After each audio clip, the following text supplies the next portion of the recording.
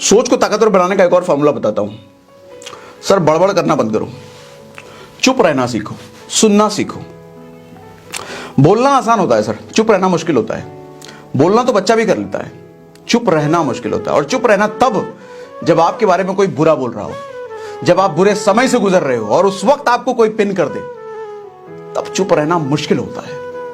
और उस समय जो चुप रह गया वो फिर महात्मा है, वो फिर महान है, वो फिर खिलाड़ी है, वो फिर राजा है। फिर बुद्ध की तरह ताकत चाहिए चुप रहने के लिए, बुद्ध की तरह। लोगों को अक्सर मैं कहते हुए सुनता हूं, अरे मुझे कोई सुना नहीं सकता, मैं सुना देता हूं। पता है जरा सा ही बोला था, बोलती बंद कर दी मैंने उसकी। अरे जिसकी बोलती बंद करके आया हो ना, वो तुमसे ज्यादा ताकतवर है, वो तुमसे ज्यादा समझदार है, उसकी सोच में तुमसे ज्यादा ताकत है, क्योंकि उस सुनने की शक्ति है, सहन शक्ति है उसमें। सहन के साथ शक्ति लगता है, क्यों? बोलने के साथ शक्ति नहीं लगता। बोलने को कला कहते हैं, लेकिन सहने को शक्ति कहते हैं। सर कला और शक्ति में फर्क होता है।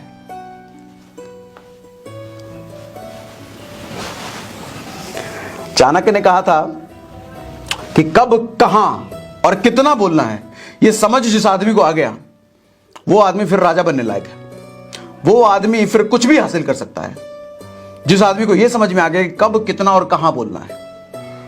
कहते हैं कुत्ते को घी हजम नहीं होता। इसका मतलब समझ रहे हो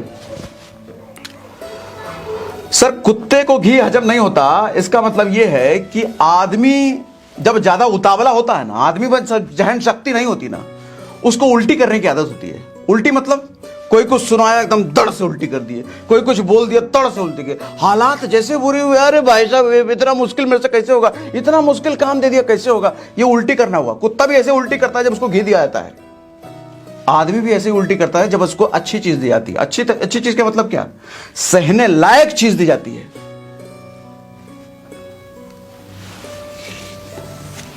जो आदमी घी को हजम कर लेता है ना, इसका मतलब यह है कि उसमें ताकत है, उसके पेट में शक्ति है पचाने की, और वो उसको पचा करके और ज्यादा शक्तिशाली हो जाता है। इसी तरीके से जब बुरा समय या बुरी बात आप तक पहुंचती है, आप उसको सहन कर लेते हो, तो सर आपकी शक्ति पहले से थी और आप और ज्यादा शक्तिशाली हो गए। किसने बुरा समय नहीं देखा? किसने बुरे लोगों को नहीं झेला? किसने बेइज्जती नहीं देखी? चाणक्य की बेइज्जती नहीं हुई। पाखंडी कह के, भूखा ब्राह्मण कह के, झूठा कह करके उसको धनानंद ने बाहर निकाल दिया था।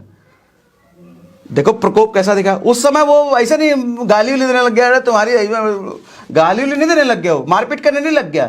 चुपचाप कसम खा करके, चुटिया खोल करके निकल दिए भाई साहब। ताकत शक्ति का परिचय दिया, सहन शक्ति आती है ना, उसके बाद लिए बदला लेने की स्ट्रेटेजी होनी चाहिए ना। लेकिन कमजोर आदमी वहीं उल्टी कर देता है, मुझे ऐसे कैसे बोल दिया। सहना सीखो सर, परिस्थितियों को सहना सीखो, हालातों को सहना सीखो, कड़वे बातों को सहना सीखो। वो कड़वी बात कोई भी कह रहा हो, बड़े कह रहे हो, कई बार दुश्मन की कड़वी बात भी सहनी पड़ती है, गुरु की कड़वी बात सहनी पड़ती है। तभी तो सहन के साथ शक्ति लगता है, सहन शक्ति।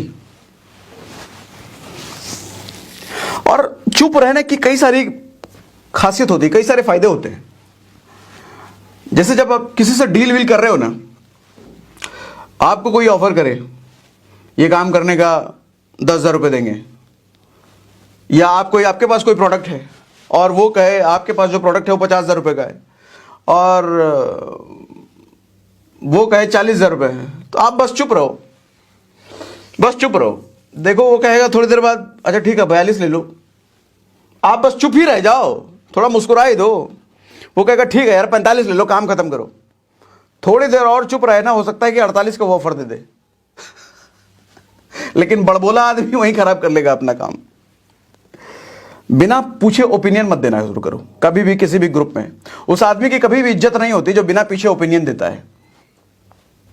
और जो बड़बोला आदमी होता है ना, जो बकर बकर बकर बकर बकर करने वाला आदमी होता है, वो अपने सीक्रेट्स खुद ही रिवील कर देता है अपने दुश्मनों के सामने। आप देखते होगे जो आदमी ज्यादा बाचाल होता है, जो ज्यादा बोलने वाला होता है ना, उसके सीक्रेट्स पूरी दुनिया को पता होते हैं। क्योंकि बोलते बोलते कब अपने सीक्रेट्स जो दुनिया को नहीं पता चलने चाहिए थे, वो कब बोल जाता है उसको खुद ही नहीं पता चलता, उसको खुद ही याद नहीं रहता। अच्छा भाई ये भी बोल गया क्या? हाँ भाई मुझसे बोल गए। और वैसे भी जब आप बोल रहे होते ना, आपका ये दिमाग नहीं चल रहा होता है, लेकिन जब आप सुन रहे होते हो तो आपका दिमाग चल रहा होता है, आपका दिमाग एनालिसिस कर रहा होता है। एनालिटिकल पावर बढ़ती है सुनने से, समझने से।